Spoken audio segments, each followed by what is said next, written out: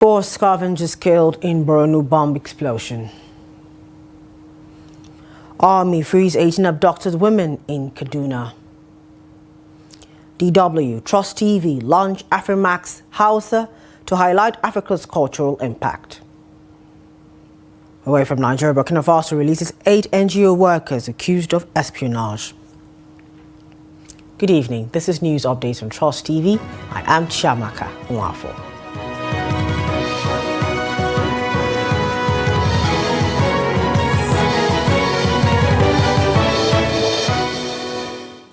Thank you for joining us. A bomb explosion has killed 4 scavengers in Banki, a town in Bama local government area of Borno State. The incident occurred on Friday. A community source told our reporter that the victims had unknowingly brought the explosive device into the town after mistaking it for metal scrap. As of press time, authorities have yet to issue an official statement regarding the explosion. Troops of Operation Peace Shield have rescued 10 women abducted by armed bandits in Sanga local government area of Kaduna State. A senior military source at the Army headquarters confirmed to the news agency of Nigeria that the victims were seized from their farms at Ungwanungu on November 29. According to the source, troops under Sector 5 launched a coordinated search and rescue mission and intercepted the kidnappers at about 6:40 a.m. on Friday as the criminals attempted to collect ransom from relatives. The soldiers reportedly engaged the bandits with superior firepower, forcing them to abandon the captives and flee. Recovered from the scene were a fabricated AK-47 rifle, 1 9mm round of ammunition, and 1.6 million naira suspected to be part of the ransom. The rescued women have since been debriefed and reunited with their families, while efforts are ongoing to track down the fleeing suspects. The Chief of Army Staff, Lieutenant General Waidi Shoibu, commended the troops for the successful operation and urged them to sustain pressure on terrorists, bandits and other criminal elements across the country. The Gombe State Police Command, in collaboration with the Professional Hunters Association, has dismantled a major interstate kidnapping syndicate, arresting 7 suspects and recovering a general-purpose machine gun during intelligence-led operations. The breakthrough followed the arrest of 40-year-old Abdullahi Ibrahim of Tilde Village, Funakayo local government area on November 23, 2025. His arrest came after a tip-off from a Good Samaritan linking him to kidnappers and cattle rustlers. During interrogation, Abdullah reportedly confessed to multiple kidnapping operations and identified accomplices operating across Gombe, Bauchi, Yobe and Adamawa states. Acting on the intelligence, operatives of Operation Hatara, working with professional hunters, raided several criminal hideouts on November 28, 2025, arresting 6 additional suspects after a brief exchange of gunfire. Police authorities confirmed that the suspects admitted involvement in kidnapping operations that generated about 150 million naira in ransom payments. Further operations in the Gadambush area led officers to an arms storage point where they recovered a CPMG and 8 rounds of live ammunition after confronting fleeing gang members. Investigations also linked the suspects to a January 15, 2025 kidnapping in Baderi village, a local government area, where a victim was held for 2 weeks until a 15 million naira ransom was paid. The victim and others later identified the suspects during a parade. Police spokesperson DSP Buhari Abdullahi said the suspects remain in custody for further investigation and prosecution and urged residents to continue providing credible information to support security efforts. Following the National Assembly's renewed call for the public naming and prosecution of terrorism financiers in Nigeria, oil workers under the Petroleum and Natural Gas Senior Staff Association of Nigeria, PENGASSN, are urging the federal government to urgently reveal and prosecute all identified sponsors of terrorism. PENGASSN says the government must also take immediate action to address the rising cases of kidnappings and killings nationwide, warning that the escalating insecurity now threatens national development, the economy and safety of citizens. After the association's National Executive Council meeting, the Labour leader expressed deep concern that the insecurity ravaging the country has worsened in recent weeks, with citizens living in fear and economic activities increasingly disrupted. We have heard severally when they tell us that they know the sponsors of these terrorists. The question is that, where are the sponsors? Why haven't you named these sponsors? Why haven't you exposed these sponsors? Why haven't you go after them? Take them to the lockout and get them convicted to serve as deterrents to others. We are tired of always having 1 minute silence for our brothers and our sisters. We are tired of always coming up to keep condemning and condemning and condemning. Beyond condemnation, beyond rhetorics, let the government, even if it takes us to look at those sectors that are not critical, we can go to National Assembly and divert the funds that are meant for the sectors that are not critical, divert it and use it to buy sophisticated equipment to go after these terrorists. Human rights advocates have condemned Nigeria's worsening insecurity and economic hardship, describing them as evidence of leadership failure spanning several decades.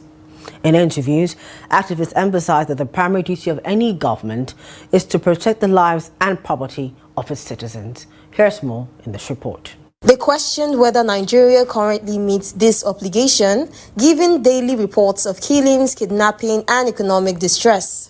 Kenny Jones expressed concern over what he described as a critical state of insecurity, accusing political leaders of treating citizens like pawns in a dangerous game. We are still all this charade security that they are announcing to us. Enough of paper security. Enough of all of this lies proof to us. Let us have a proper proof.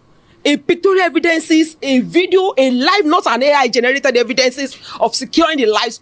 The first thing of a major government is to secure the lives and property. We are not even talking about property again. Our lives is not even secure. It's to secure the lives. Let the lives that they cannot create, let the life that God gave to them, the same way He gave to others, let those lives be meaningful to them. In other part of developed country, you dare not play with an animal. You cannot wake up one morning and say you want to take a knife because you have a lot of goats or hen in your compound and decide to kill one because you want to enjoy yourself. Not talk of human lives. But in Nigeria, it has become the order of the day.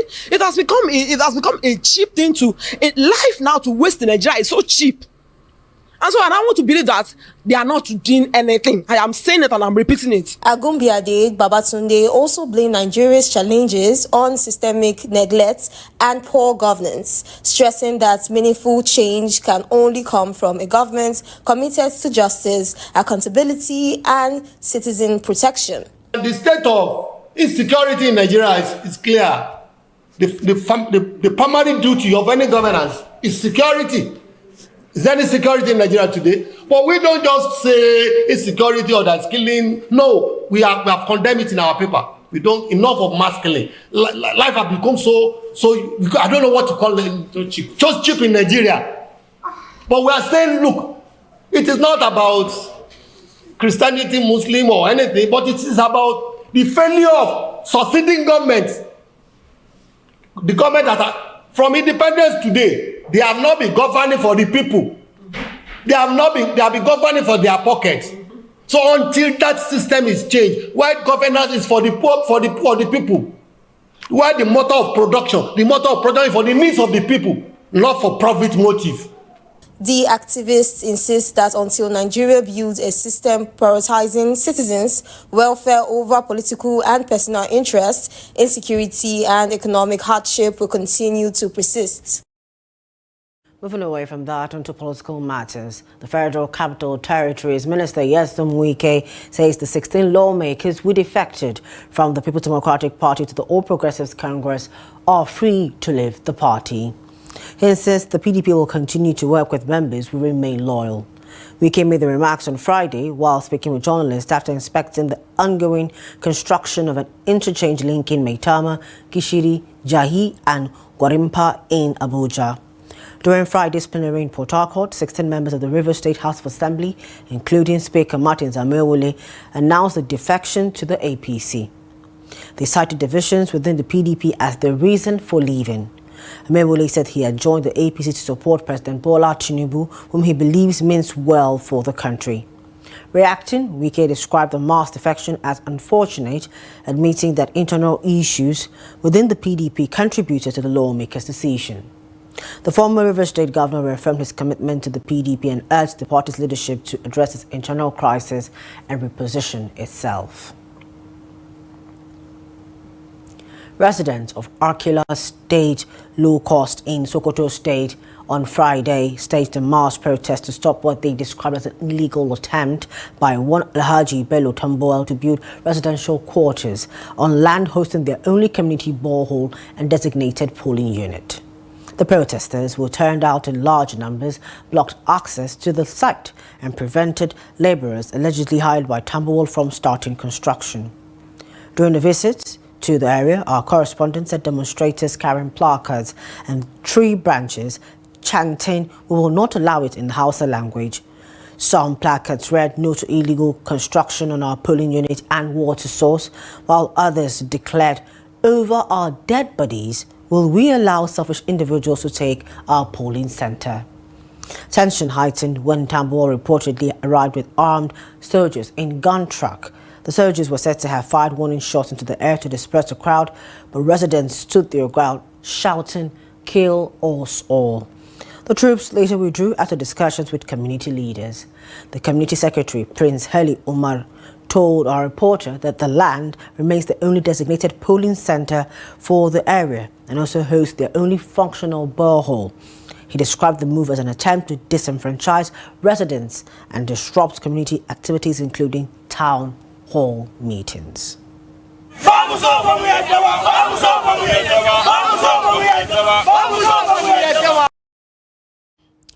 Motorists in the Federal Capital Territory say the Court of Appeal ruling restricting the Directorate of Road Traffic Services and Vehicle Inspection officers from impounding vehicles or issuing fines gave them some relief. Habiba Tajai tells us more in this report. The three-member panel affirmed the October 16, 2024 Federal High Court decision, which stopped VIO officials from harassing motorists or trampling on their rights in the name of traffic enforcement. The court also issued a perpetual injunction stopping VIO personnel from violating citizens' rights to movement, presumption of innocence, and property. Trust Television visited major roads in Abuja to hear motorists' views on the ruling. This is one of the things that they did end of this year that I really appreciate, because the way that VIO has been handling things is not fair. Should I say that the way that they behave, they always behave like a tout, in which sometimes they will look at it as it's drivers that always cause problems, but they are the ones. I'm very, very happy for government to take this decision, not for them even to come back at all, because with someone in a country whereby you have road safety, what again are we talking about VIO? Seriously, I'm really happy that they have stopped VIO, because I could remember when I was driving hypo chest, it's VIO that made me not to pay the hypo chest, because they arrest me. When they arrest me, they have the money to pay them because they say I should pay 120. I have the money to pay, but they do not allow me to pay the money. They hold my motor for 1 week and I'm driving hypo chest. That made the owner to collect the car from me. The car that I've paid up to remain, I'm supposed to balance the 860. That's how I lose that car, all because of VIO. So when I heard that VIO are no more working in Abuja, I'm very happy. In fact, if I have money, I would have buy gold to celebrate it with my family. Very, very happy. Not because I am a driver. VIO is not they are not organized. The reason why I dislike VIO totally is that they are not organized. If VIO hold your vehicle and you go to office to release your vehicle, you think you went to a market square. They will direct you, go to this office, you go to the other office, you hear, my friend, get out. Go to this place. You go to that same office, get out.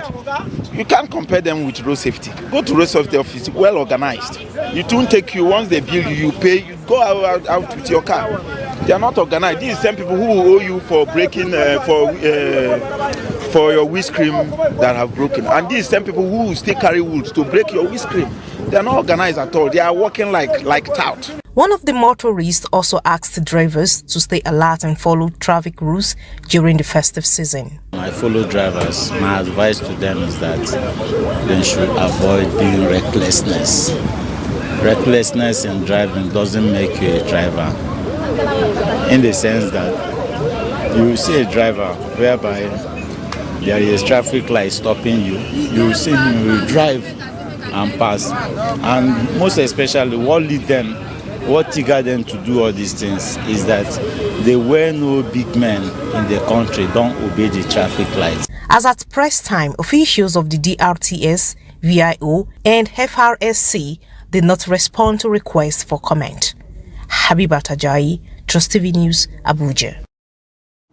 You're also on to news updates on Trust TV and return from the break.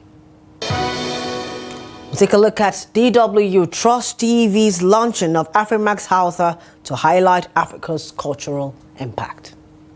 Stay with us, the news continues. Welcome back. Thank you for staying with us. Now a recap of our top stories.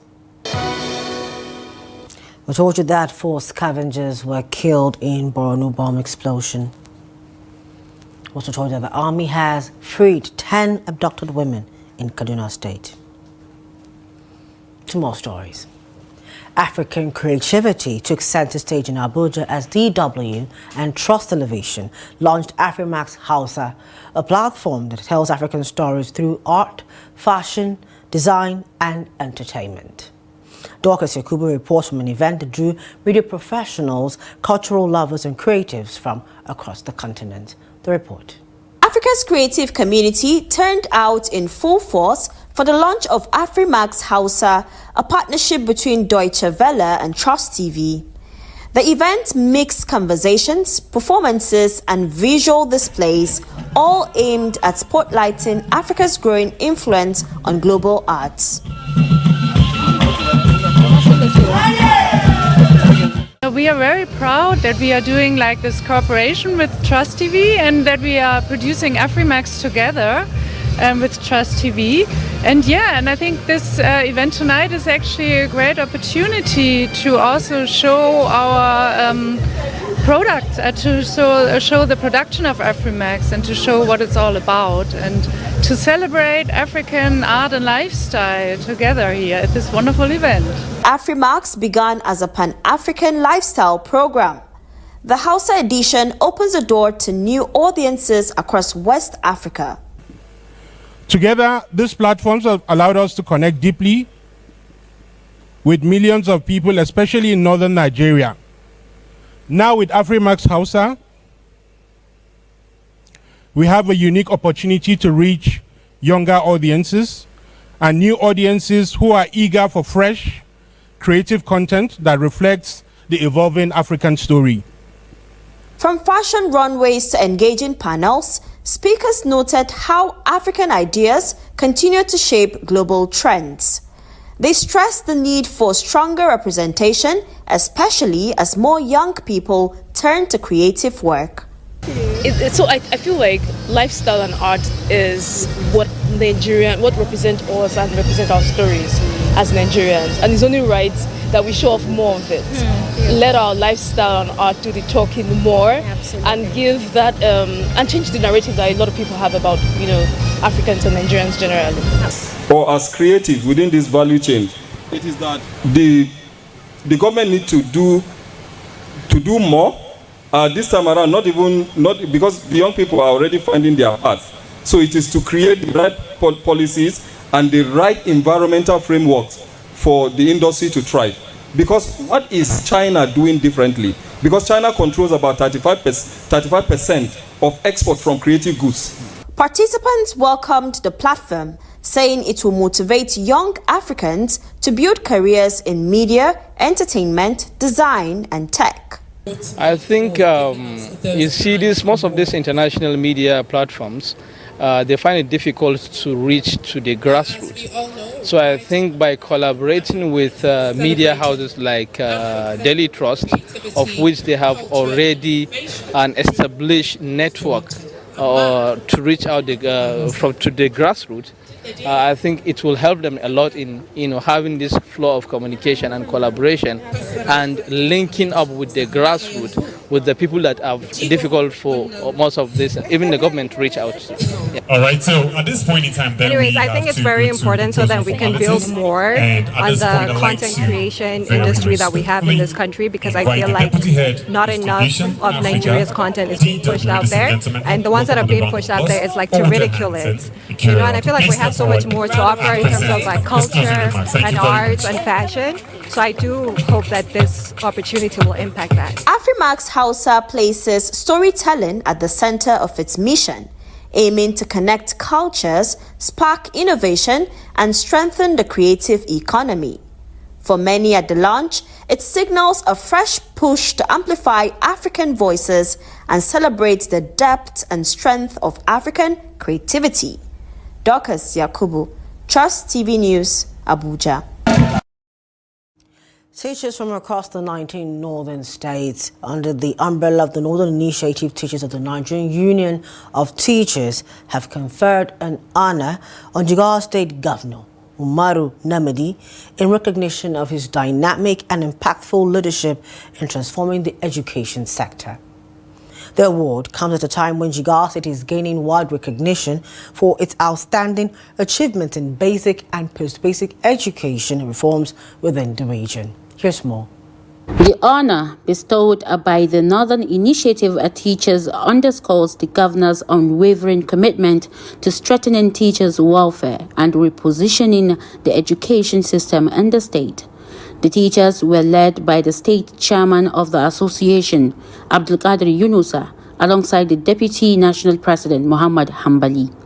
Addressing the gathering, the teachers outlined key milestones recorded under the Namadi administration, such as consistent payment of salaries, timely promotions, and improved remuneration structure that ranks Jigawa teachers among the best paid nationwide. You cannot reach any state in the federation whereby a back-to-school campaign has taken a shape that will yield a result, because all stakeholders in the state are being involved in this campaign. We will follow children from house to house so that they can be enrolled into school, simply to promote retention, completion of students in our schools. Your Excellency, this is one of the major problems that we are facing in the educational system in Nigeria. A lot of children are out of school. He's a visionary leader. He's an exemplary leader. And at the same time, as there's a popular saying, what is good for the good is a good for the good. It is often that the Nigerian Union of Teachers must award you excellently due to your outstanding performances in uplifting the standard of education in Jigawa State. They revealed that the state government has invested over 60 billion naira in basic education, leading to the construction and rehabilitation of more than 2,000 primary schools across Jigawa. The teachers also applauded the success of the statewide back-to-school initiative, attributing it to effective collaboration among education stakeholders. In his response, Governor Umar Namadi expressed appreciation for the honor, noting that it will further motivate his administration to sustain and expand its efforts in the education sector. He also praised education administrators for their role in turning around the fortunes of education in Jigawa State. Teachers do what is right. They go to class early, they attend the lectures, they attend this. And wherever we have problems, where teachers are not doing the right thing, the NUT will first of all take decision on that teacher before the state government take that decision, which I think is good. And that is why today teachers in Jigawa State are happy, the NUT is happy, and the government is happy. So we will continue this collaboration. to ensure that we improve the teaching and learning outcomes in Jigawa State. Governor Namadi's education drive spans basic, post-basic and tertiary institutions, supported by purposeful programs designed to enhance service delivery. Within 2.5 years, over 10,000 teachers have been recruited, while the state's education budget has continued to surpass UNESCO's benchmark. Away from Nigeria, an international non-governmental organization operating in Burkina Faso say 8 of its members who were arrested by the country's military rulers on allegations of spying have now been released. The Netherlands-based international NGO safety organization INSO confirmed on Friday that the workers detained in July and accused of passing sensitive security information to foreign powers were freed at the end of October. Those arrested included a French national, a French Senegalese woman, a Czech woman, a Malian, and 4 Burkina-based staff members. Burkina Faso's junta, which came to power in September 22 coup, had revoked the licenses of 21 NGOs in July, including INSO. The authorities alleged that INSO continued operating covertly despite the ban. INSO, which provides security analysis to humanitarian groups, has firmly denied all allegations of espionage, saying it has operated in Burkina Faso since 2019 at the request of NGOs seeking improved safety support. Finally, in the sports scene, Super Falcons forward Uchenna Kanu has expressed her desire to return to the national team after missing the last edition of the Women's Africa Cup of Nations in Morocco. Kanu, who has scored 20 goals for Nigeria, did not feature in the previous tournament, but insists she still has a lot to offer the 9-time African champions. She said her ambition is to help the Super Falcons achieve even greater success. 10-time African champions. Her comments come as the team intensifies preparations for upcoming international fixtures, with competition for squad sports expected to grow stronger. That's it for news update at this hour. For more of our news programs, documentary, do well to follow us on social media platforms and our YouTube live stream. I'm Chiamaka Nwafo. Thank you for joining us at this time. Good evening.